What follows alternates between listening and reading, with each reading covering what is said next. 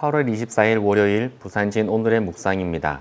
오늘의 말씀은 이사야서 33장 1절부터 24절까지의 말씀입니다.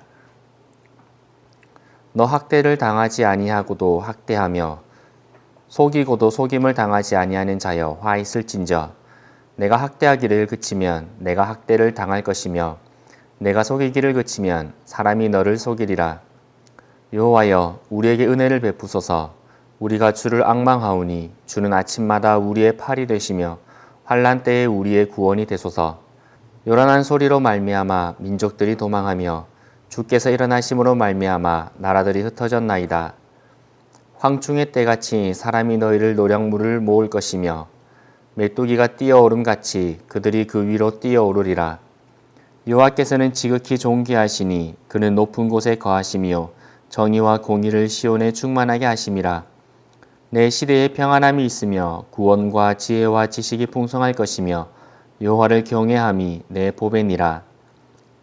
보라, 그들의 용사가 밖에서 부르짖으며 평화의 사신들이 슬피 곡하며 대로가 황폐하여 행인이 끊어지며 대적이 조약을 파하고 성읍들을 멸시하며 사람을 생각하지 아니하며 땅이 슬퍼하고 세잔하며 레바논은 부끄러워하고 마르며 사로는 사막과 같고 바산과 갈멜은 나뭇잎을 떨어뜨리는도다. 여호와께서 이르시되 내가 이제 일어나며 내가 이제 나를 높이며 내가 이제 지극히 높아지리니 너희가 결을 잉태하고 집을 해산할 것이며 너희의 호흡은 불이 되어 너희를 삼킬 것이며 민족들은 불에 굽는 횃돌 같겠고 잘라서 불에 사르는 가시나무 같으리로다. 너희 먼 데에 있는 자들아, 내가 행한 것을 들으라. 너희 가까이에 있는 자들아, 나의 권능을 알라. 시온의 죄인들이 두려워하며 경건하지 아니한 자들이 떨며 이르기를 우리 중에 누가 삼키는 불과 함께 거하겠으며 우리 중에 누가 영영이 타는 것과 함께 거하리요 하도다. 오직 공의롭게 행하는 자, 정직히 말하는 자, 토색한 재물을 가증히 여기는 자, 손을 흔들어 뇌물을 받지 아니하는 자, 귀를 막아 피 흘리려는 꾀를 듣지 아니하는 자, 눈을 감아 악을 보지 아니하는 자, 그는 높은 곳에 거하리니 견고한 바위가 그의 요새가 되며 그의 양식은 공급되고 그의 물은 끊어지지 아니하리라.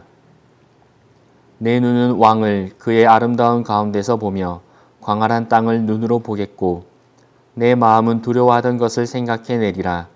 계산하던 자가 어디 있느냐? 공세를 계량하던 자가 어디 있느냐? 망대를 계수하던 자가 어디 있느냐? 내가 강포한 백성을 보지 아니하리라. 그 백성은 방언이 어려워 내가 알아듣지 못하며 말이 이상하여 내가 깨닫지 못하는 자니라. 우리의 절기의 시온성을 보라. 내 눈이 안정된 초소인 예루살렘을 보리니 그것은 옮겨지지 아니할 장막이라.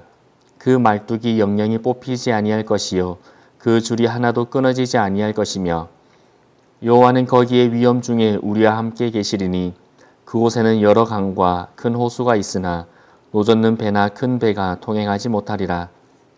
대저 여호와는 우리 재판장이시요 여호와는 우리에게 율법을 세우시니요 여호와는 우리의 왕이시니 그가 우리를 구원하실 것임이라. 돛대줄이 풀렸으니 돛대의 밑을 튼튼히 하지 못하였고 돛을 달지 못하였느니라. 때가 되며 많은 재물을 탈취하여 나누리니 저는 자도 그 재물을 취할 것이며 그 거주민은 내가 병들었노라 하지 아니할 것이라. 거기에 사는 백성이 사죄함을 받으리라. 아멘. 아수르의 침략과 압제는 폭풍과 화염처럼 시온을 강타했습니다. 시온은 강도와 도적대들의 소굴이 되었고 아수르 제국의 압제에 신음하고 있습니다. 이렇게 절망적인 상황이지만 하나님께서는 시온이 다시 회복할 것이라 말씀해 주십니다. 장차 공평과 정의 위에 시온은 새롭게 건설될 것입니다. 하나님의 심판으로 인해 죄인들의 죄악이 드러나 하나님을 두려워하게 될 것이고 지금의 심판의 경험은 하나님에 대한 회개와 그리고 자각으로 승화하게 될 것입니다. 그리고 공평과 정의를 따라 순종하는 자들에게 하나님은 견고한 피난처가 되실 것입니다. 하나님의 회복은 단지 그 상황에서의 벗어남만을 말씀하시지 않습니다.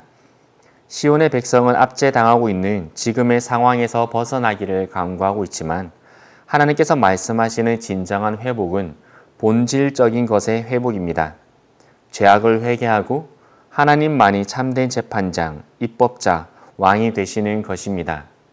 그렇다면 우리 삶에 진정한 회복이 있다는 것은 무엇을 의미하는 것일까요? 첫 번째로는 공평과 정의가 행해지는 것입니다. 시온이 당한 고통은 외적으로는 앗수르의 침략에 의한 압제이지만 근본 원인은 내적 부패와 타락에 대한 하나님의 심판입니다.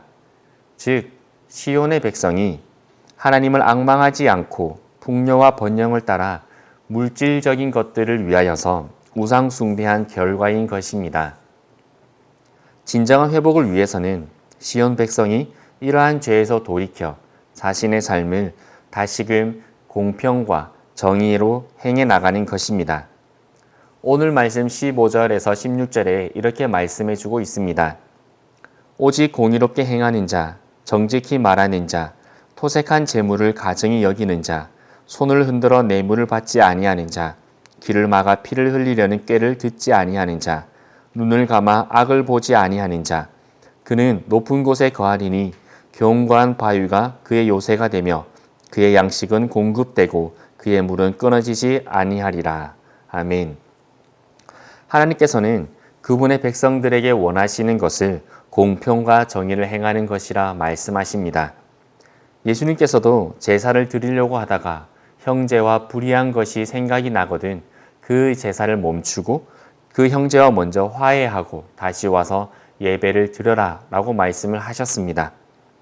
예배라는 행위에 초점을 맞추시는 것이 아니라 예배의 삶에 초점을 맞추시는 것입니다.